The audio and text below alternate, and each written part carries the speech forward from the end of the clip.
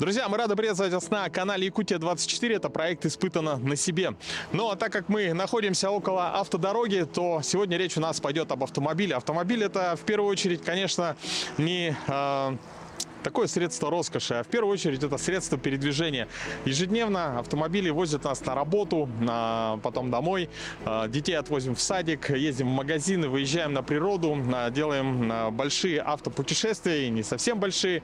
Но что делать, когда автомобиль неисправен? Конечно же, мы обращаемся в автосервис. И сегодня у нас речь пойдет о такой достаточно распространенной неисправности, которую вы можете ощутить, например, на том, что шины у вас очень быстро изнашиваются с одной из сторон, или руль ведет не в ту сторону. Ну, вообще, в целом, рулится машина не очень хорошо. И поэтому мы сегодня поговорим и вообще испытаем на себе сход-развал. Поехали! Испытано на себе. Итак, ну что, автомобиль Toyota Corolla. Сегодня мы будем над ним немного экспериментировать и, соответственно, испытывать на себе. Я попробую себя в роли мастера по сходу-развалу. Сейчас пришла наша очередь, и, как видите, в целом данная услуга, она достаточно популярна у нас в городе среди автомобилистов, потому что, ну, это, наверное, так можно сказать, такая насущная достаточно проблема. И сейчас мы заедем в сервис.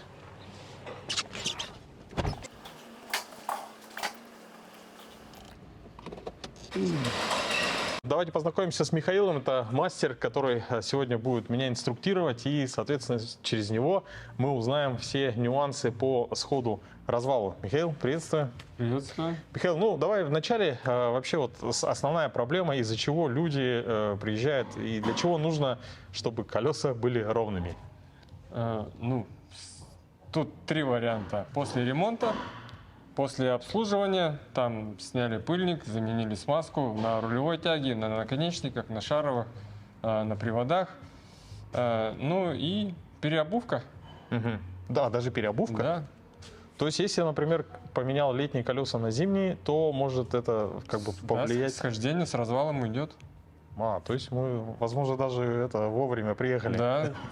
И тем более сейчас с ценами на резину очень актуально. Ну вот, кстати, чем чревато, да, это, ну, насколько я знаю, может подъедать резину, да, Да. то есть какой-то с одной стороны или там. Да, внутреннюю или наружную часть, это в какую сторону ушло схождение. А как можно определить, что, ну, допустим, человек ездит, вроде все устраивает, но есть ли какие-то вот признаки того, что пора ехать на сход-развал? Ну, в зависимости от погодных условий. Лето сейчас, зима. Летом, например, после ремонта, не такого уж небольшого, там, как замена шаровых, потому что рулевые тяги, замена наконечников — это 100% регулировка. Шаровые еще более-менее как бы изменения внесут, но, опять же, летом при горячей, жаркой погоде, точнее, резина будет свистеть. То есть свист резины, Да, это уже один первый, из звонков. да, признак. Друзья, Летом, извиняюсь, еще раз, зимой машина будет неуправляемая. Друзья, ну сейчас у нас работа будет происходить таким образом. Сейчас Михаил все сделает, как покажет, да, как бы на своем примере. И я, например, как владелец этого автомобиля, считаю, что у меня все в порядке с развалом, схождением, да, то есть я когда-то его регулировал. То есть, и если все нормально, то мы немножко, да, подкорректируем, как бы сымитируем тот факт, что у меня, допустим, колеса неправильный сход, да, или развал. После ремонта. Да, например, после ремонта. Затем проедем немного по дороге, и я вам опишу свои ощущения, как это сказывается, то есть, да, на автомобиле. Ну, а затем мы уже вернемся обратно, и здесь уже под руководством Михаила я все это попробую поправить обратно на своем опыте. Кузов 100-й. ЕЕ? АЕ. АЕ-100. АЕ-100-01, там. Хорошо.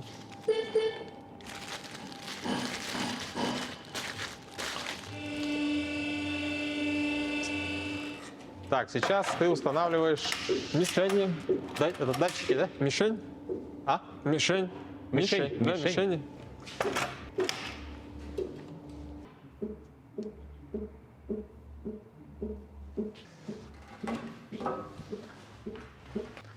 Так, слушай, я смотрю на эту красноту. Я тоже не вижу, что... Это проблема, да? То есть Это вот проблема, да. Все, что красным, это не есть хорошо. Я еще думал, что у меня как бы все нормально как бы с колесами. А что означает вот передняя и динамичный продольный Нет, наклон? это вот развал. Это передние два колеса. Да, это передняя ось, да. Это развал, верхняя строчка, нижняя строчка, схождение. А схождение это значит Это схождение, это вот так вот. вот так колеса. Развал, это вот это. Ага. А задняя ось показывает? Задняя ось показывает, но, увы... А, там рычаги у тебя? Рычаги, ага. Ага. Ну, и задняя ось тоже кривая. Тоже проблемная. Мгм. Ага. Сейчас, когда ты сюда ехал, руль у тебя был по горизонту прямо. А, кстати, вот не вспомнил. Ну, вроде таких прямо критичных проблем не было. То Ну, есть там, машина да, в целом, цифры, в общем и принципе. целом. Но вот задняя ось машина подруливала в сторону обочины, Мгм. вправо. Хорошо, тогда перейдем к задней оси, да? Да?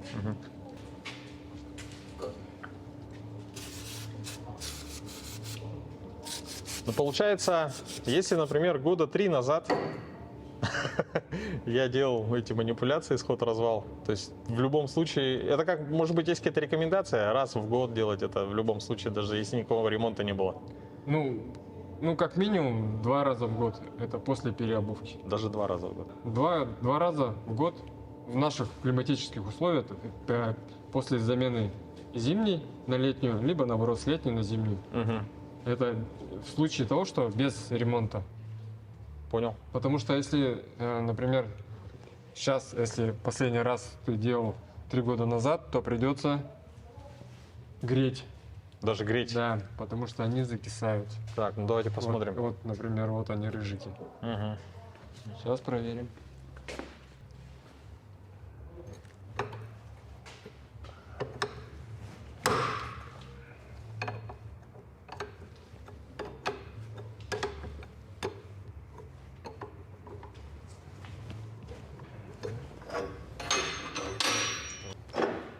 Уже серьезные инструменты пошли. в Да. дело,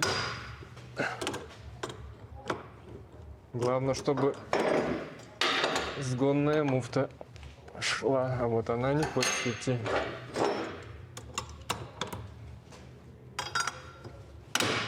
Вот. Мгм. И там уже результат на экране, да, видно? Да.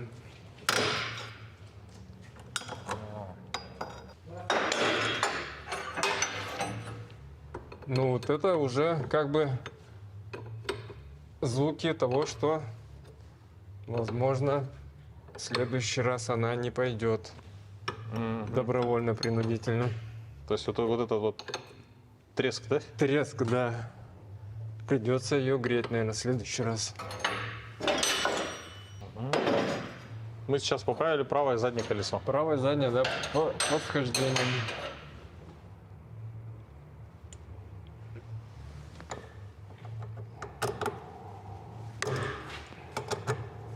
Но это еще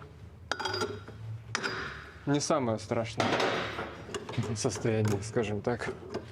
То есть это такое приемлемо, да? Да, бывает и похуже. А бывает такое, что человек приехал на сход-развал, а ему прям надо делать ремонт. Бывает, причем очень-очень часто. Так, сейчас мы поправили Схождение. схождение. Вот программы. Объясни-ка, я вот до сих пор схождение это, А, вот так.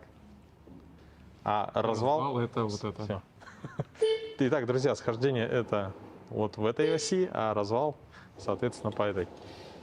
Мгм. Так, переходим к передней части. Да, переходим Передняя к часть. передней части. 20.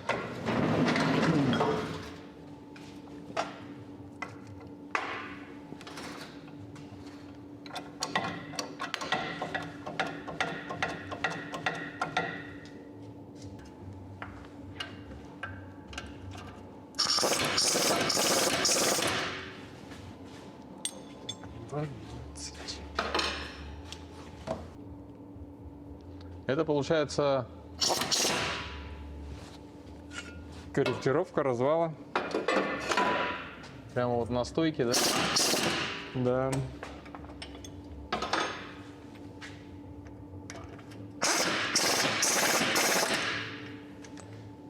Регулировка это трудно назвать, но это вот корректировка. Корректировка. Регулировка это на Subaru. Потому что Ага. у них и восьмерка, ВАЗ-2108, и Subaru. А, У них там стоит эксцентрик на стойке.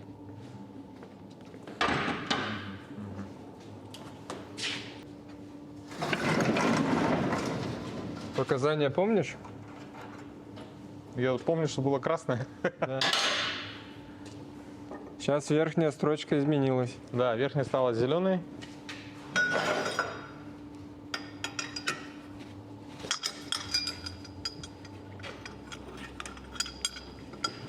Теперь переходим к сходу, да? Да.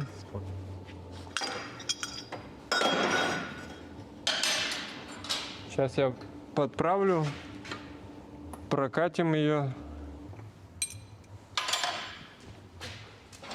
Это примерные показания. Сейчас я покажу. Так, Также иллюстрации.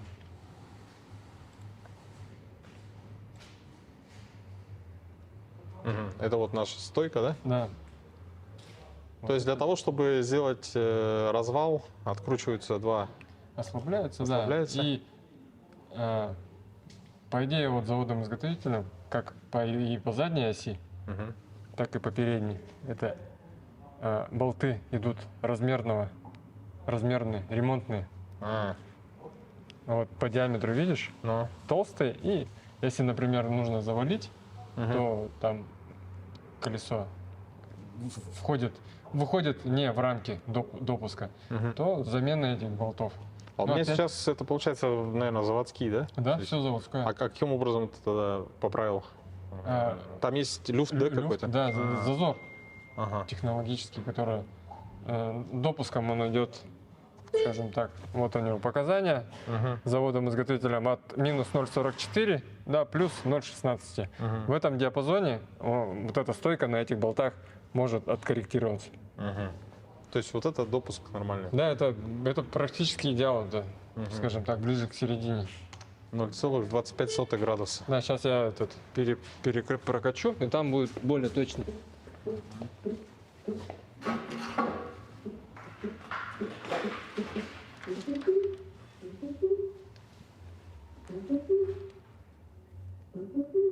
А для чего нужна прокатка? Компенсация, чтобы он увидел кривизну колес. Скажем так, он сейчас видит до и после.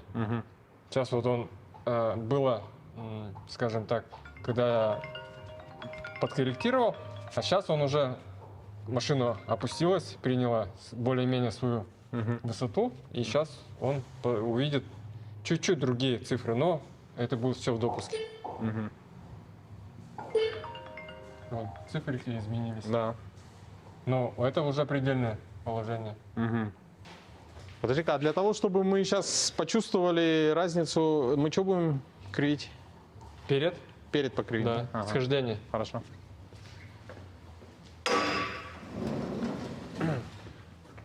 А после регулировки еще заднюю часть тоже, да? Нет, я подкорректирую, что она сошла.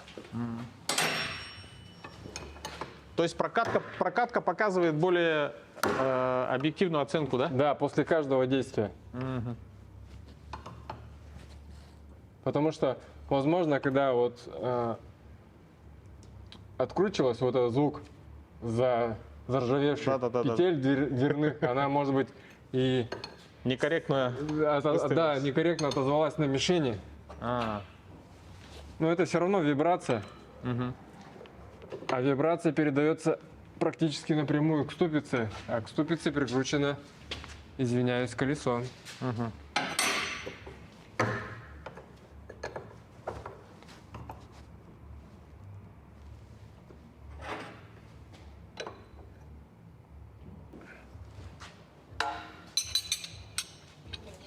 Там бы как бы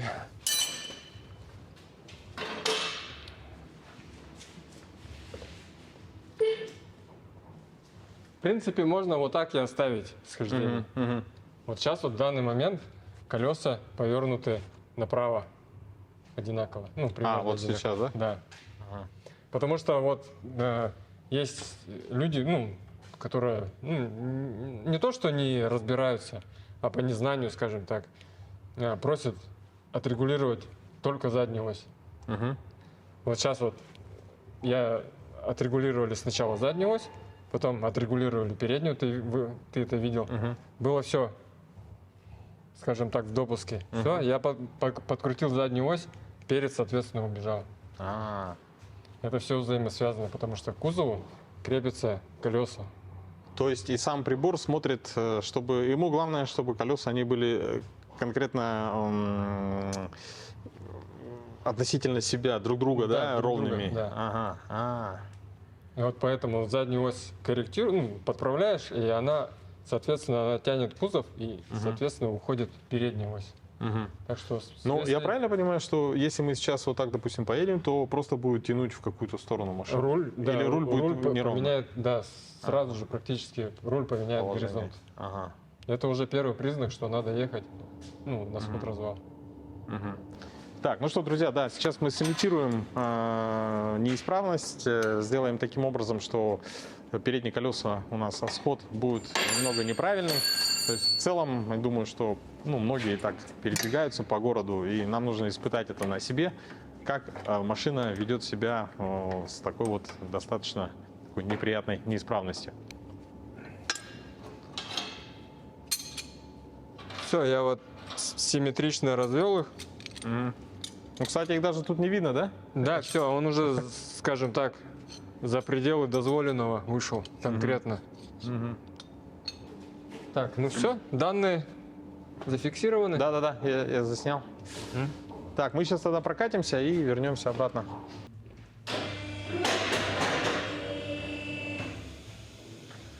Друзья, ну что, сейчас напомню, мы сделали кое-какую работу, да, то есть Михаил поправил заднюю ось и переднюю, но переднюю мы сымитировали неисправность, и сейчас проедем немного по дороге, и по ощущениям я с вами поделюсь, как ведет себя машина.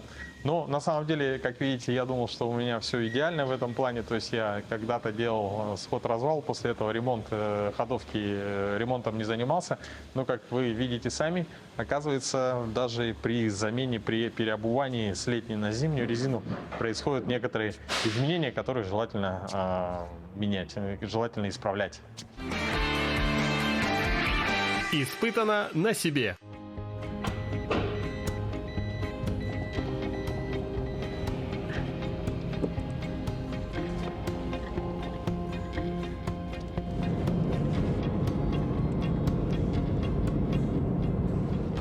Друзья, ну что, сейчас мы двигаемся по одной из самых хороших дорог нашего города. Это объездное шоссе.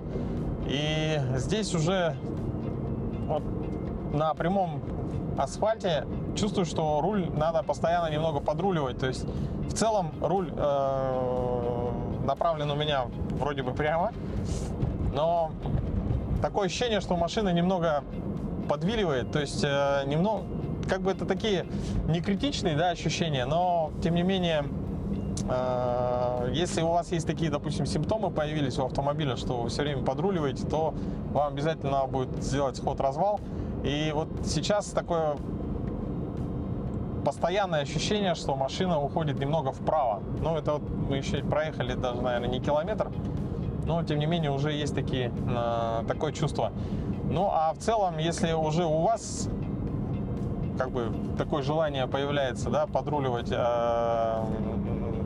автомобиль, держать его курс, то представьте, что происходит с колесами, которые ежедневно, особенно летом, по горячему асфальту двигаются по раскаленным дорогам. И, конечно, резина, покрышки, они у вас подъедаются. Я уже не говорю про управляемость в дождливую погоду, на мокром асфальте и все остальное.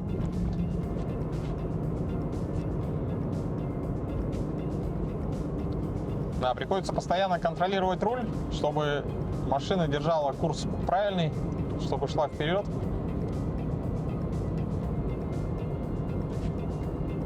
Но я думаю, на следующем,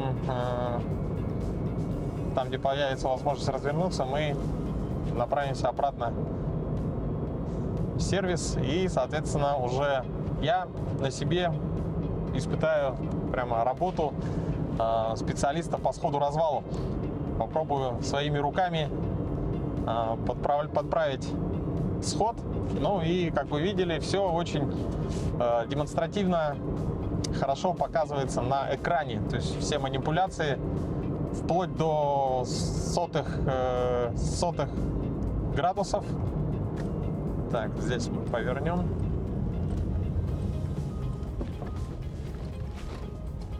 Разворот.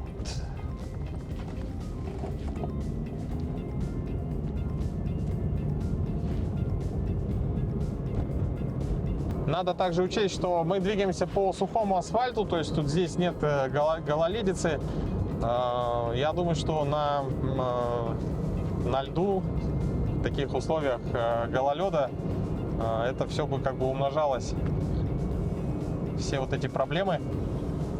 То есть, ладно, там подруливать еще, как бы, да, но когда машина едет не туда, куда вы хотите, это уже очень даже и опасно. Поэтому прислушайтесь к своему автомобилю, если у вас есть такие симптомы, о которых рассказывал Михаил. Но еще раз напомню, в летний период, если при поворотах, при движении у вас свистят колеса, покрышки, если вам постоянно нужно как-то держать машину, подруливать, то вам, скорее всего, обязательно нужно сделать сход-развал. Испытано на себе. Так, ну что, мы вновь обратно здесь находимся в автосервисе, и, как я уже говорил, поделился с вами тем, что машину все время нужно подлавливать, да? То есть она как бы в основном тянула вправо, но в целом не очень было ехать комфортно. То есть, такая вот неисправность, которую мы сейчас, как будто бы мы неисправными приехали на сервис, как бы, и я попробую под руководством Михаила это все починить, то есть исправить. Первое, что мы делаем, это фиксируем руль. Да. То есть руль устанавливается в прямое положение, да? Да. Так. По геометрии, Ой, сейчас я посмотрю. по рулевой колонке, Ага. вот по этой сноске. То есть я как бы ориентируюсь по ней, да? Угу. Да, вот так вот Так нормально. смотришь, выправляешь и все. Фиксатор берем со стены, Вот этот? да. Все упираем, Вот так, да? да. Так. Потом Смотрим по горизонту в руль и фиксируем его. под эту, Да, под это. низ. Все, еще раз перепроверяем. Так. Вроде.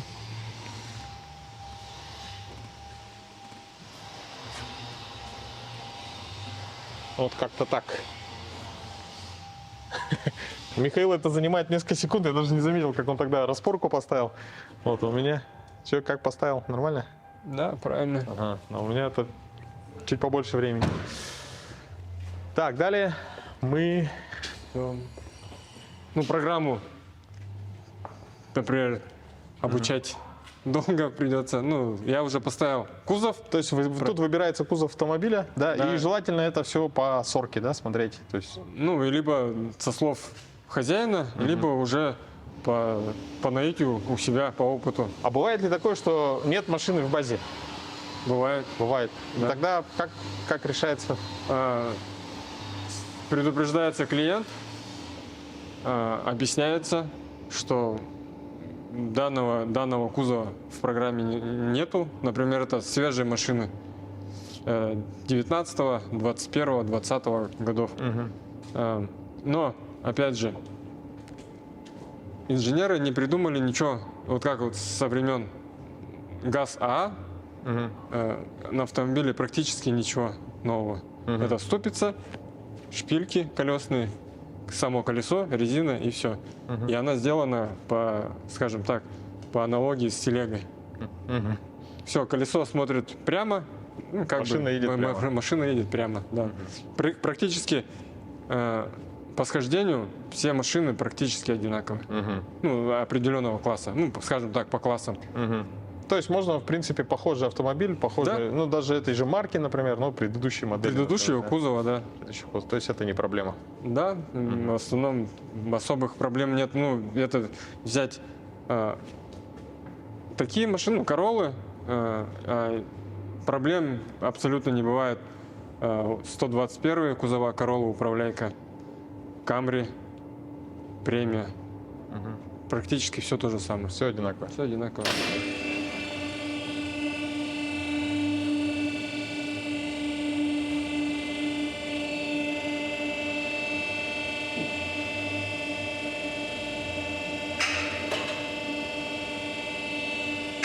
Например, если то же самое взять лазерные сход развала, там нету как бы в базе данных, там замеры этих, программка, и высчитываешь, замеряешь, передняя разница, задняя разница и по задним колесам все.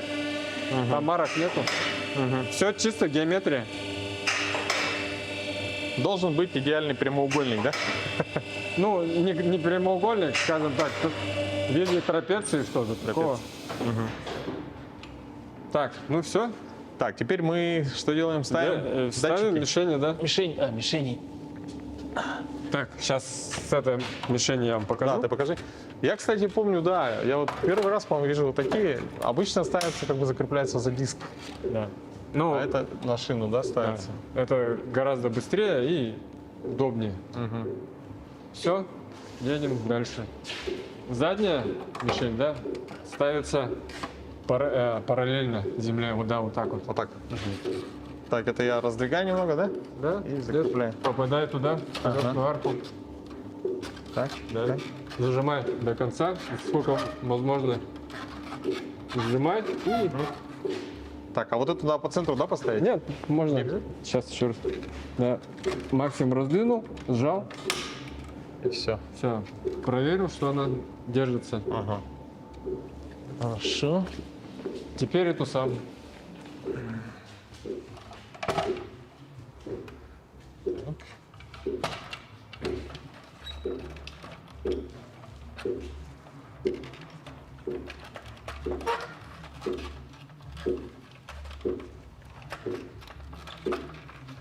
И зажимаю, да? Сжимаю.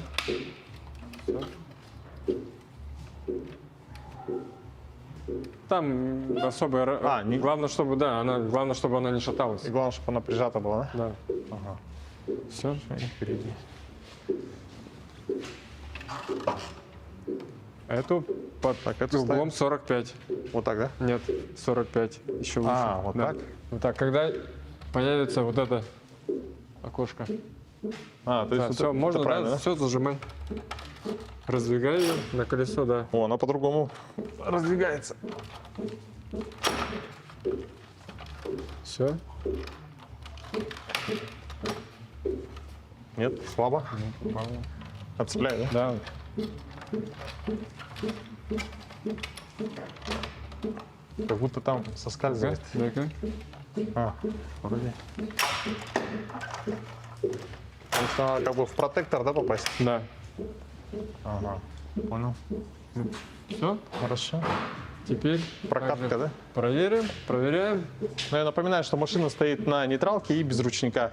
Все, убираем Откат откат. Все, и прокатываем назад за протектор спереди. спереди. Да, вот так вот. Сколько? Толкай. Стоп. Звуковой сигнал. По звуку. Говори, да. Теперь По мишени. Все. Теперь обратно.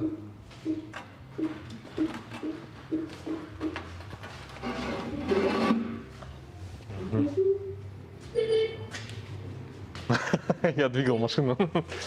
Так.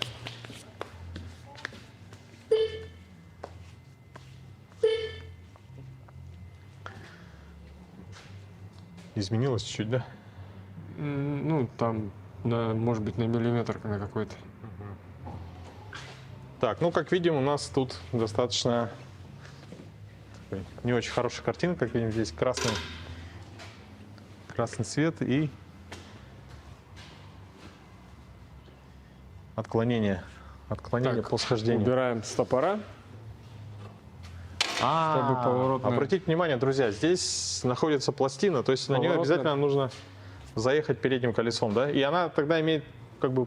Она поворотная. Подвижность, да? Да, она, скажем, крутится. Ага, ага. Так, сейчас что делаем? Берем инструмент, который нам нужен. 19, 13, 14. Ну, это, наверное, приходит с опытом, да, посмотреть Да, на, конечно. на болты, на гайки и понять, какой размер. И все. Ослабляем, срываем с обоих сторон. Так, вот эту. Да. Ага. Я вот этим ключом, соответственно, страхую, да? Нет. А, может, просто? не- Да, срывай.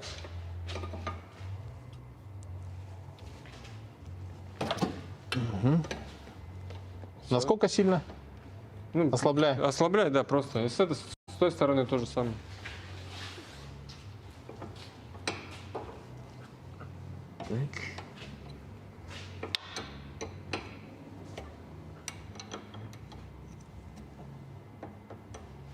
Нам еще повезло, потому что перед этим Михаил все это уже как бы раскручивал, закручивал, поэтому ВДшка нам не понадобилась. Так, все, берем на 13 или на 14 подходящий ключ к тяге, потому что, да, они бывают разные. Вот 13 подошел.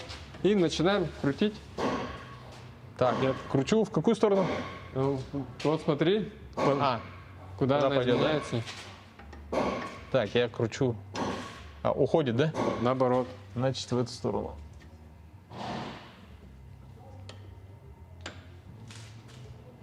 И надо смотреть, чтобы и контролировать, чтобы пыльник не намотало на тягу. Какой пыльник? Вот этот? Рулевой тяги, да, вот этот. Так, а его еще видно? А, видно. А что можно? Ну, а- Его можно скрутить, да? Да, она может приклеиться. Но она как бы... Я крутил. Так, все, вот О, потихонечку перекрутил, ничего себе. переборщил. Так, сейчас. Назад возвращаемся. Так. Все, обратно чуть-чуть. Все, придерживаем это этим ключиком и на 19 стопорим. Стараемся, чтобы она не двигалась, да? Ну да. Перед моментом, когда гайка коснется наконечника, еще раз смотрим на монитор и там корректируем и затягиваем. Ну, в целом это нормально, да, сейчас? Ну да. Все можно затягивать. Да, можно затягивать. Но это, в принципе, даже лучше, чем до того момента, как вы приехали. Так, в красную зону ушла, да? Да. Еще раз ослабляй и... Вот это нюансы. Так, тогда мне ее надо... С небольшим запасом можно сделать. Вот, да. А сколько ты обучался этому мастерству? Вообще вот на твоем Ну, опыте за сколько времени можно, ну как бы сказать, что я уже достаточно опытный в этом деле специалист? Ну, если непрерывно этим заниматься, и чтобы был такой же хороший наставник, как у меня, то, думаю, месяца за 3, Можно, да? да. Насколько затягиваем? Ну, так, чтобы, да, вроде? это довольно-таки нормально. Ну, от руки затянул, так, без, и без без усилий. Там, фанатизма? да, без фанатизма, без трубы. А то потом не открутишь, да? Так, следующее. Сейчас надо понять. Это на увеличение идет, да? Да, увеличение. Так, крутим. Я не вижу. 10. Так. 3.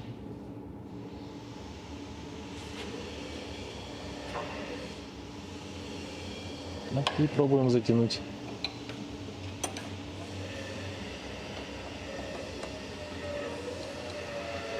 Слушай, а Михаил, а вот вообще в прошлом как делали сход-развал? То есть, когда не было вот таких вот Ну, вот я же говорю, линейка, веревка, линейка и калькулятор. Ага. Так. О. Еще сама вот эта, сам наконечник еще гуляет, да? Да, у него он с шаровым пальцем, он отклоняется по своей оси, ну, по сравнению к рулевой тяге. Это тоже надо компенсировать. Я пока вот этого ощущения у меня... Ой, еще я откручиваю ее, подожди-ка.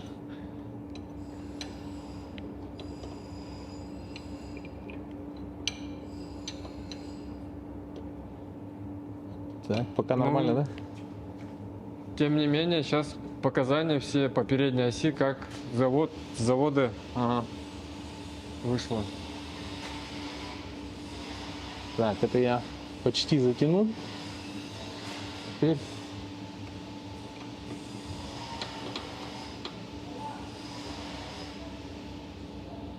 Слушай, ну вот затягиваю, и она у меня срывается. Вот, да, нужно корректировать.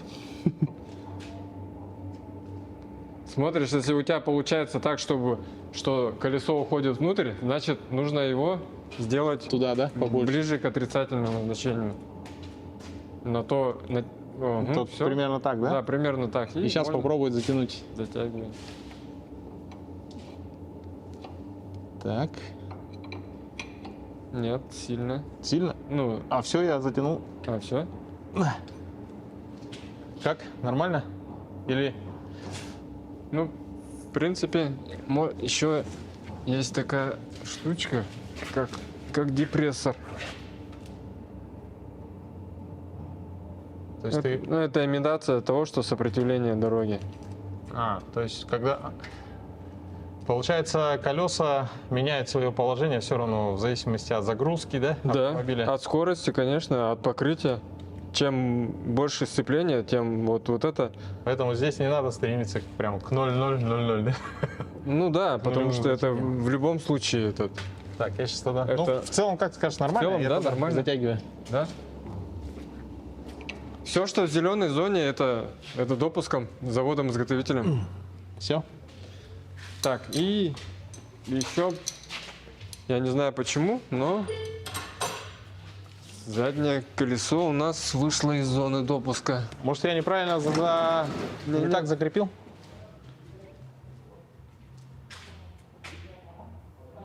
Задняя левая, да? Заднее правое. Задняя правая? Вот 0,15. Вот В это? принципе, да, его можно тоже подкорректировать. Этими же ключами? Нет, тут уже ключ на 22. Сейчас, наверное, труба не понадобится, да? Нет, не, вот он. Вот эти Ключи, ключи. да? Эти от передней. Эти надо будет подкорректировать. Все. И Так. теперь Ну, я помню, вот эти мы откручиваем. смотрим по резьбе. Потому что здесь резьба такая, Короче, они в одну сторону. да, ну в одну сторону, на себя. Нет, не это не придерживай. надо? Да, на себя. На себя, вот сюда.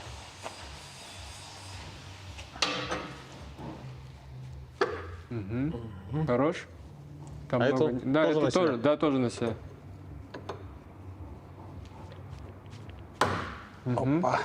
Все, теперь смотришь на прибор и эту сгонную муфту проворачиваешь, в какую сторону надо.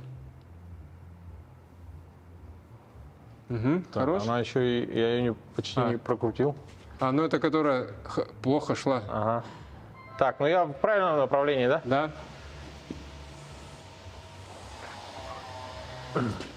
На один щелчок. Вообще не двигается. Ну, на один щелчок как. Сейчас я еще чуть ослаблю, или это уже не играет роли особо? Не. А вот эта сторона защелкала. Так, один щелчок. Вот. Еще? Да, все, наверное, достаточно. Нормально? Все, в обратную сторону затягиваю. Так.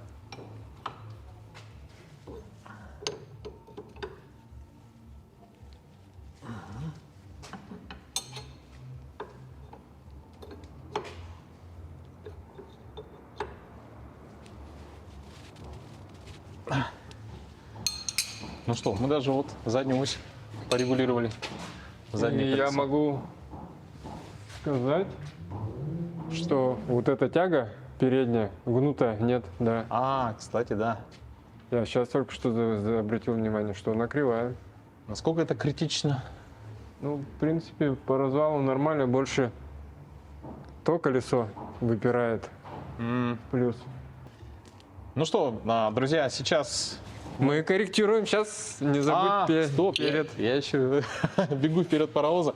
Нам еще прокатку надо сделать, да? Нет? Нет? Нет, все. Передняя корректировка не нужна.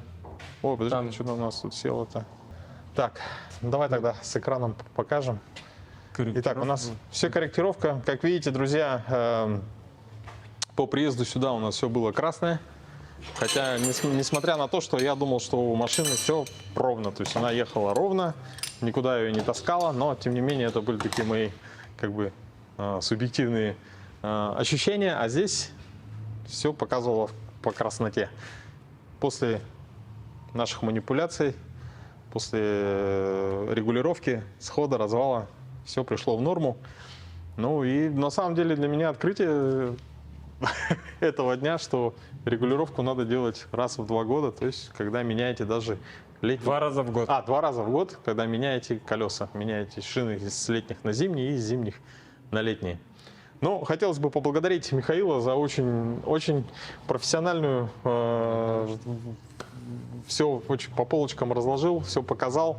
Ну и, друзья, я думаю, что тоже вы сделали для себя выводы. И напомню, что если вдруг у вас есть какие-то сомнения по поводу того, что машина как-то не так едет, неправильно рулится или подъедает резину, то обязательно заезжайте на сход-развал. Ну а в свою очередь я бы хотел поблагодарить автоцентр Upgrade за помощь в организации проведения съемок. Лично Михаила. Спасибо еще раз. Еще раз. Заезжайте. Ну что, друзья, до новых встреч. Это был проект «Испытано на себе» на телеканале Якутия-24. Мы с вами разобрали, что такое сход-развал, и даже испытали на себе. Пока. Испытано на себе.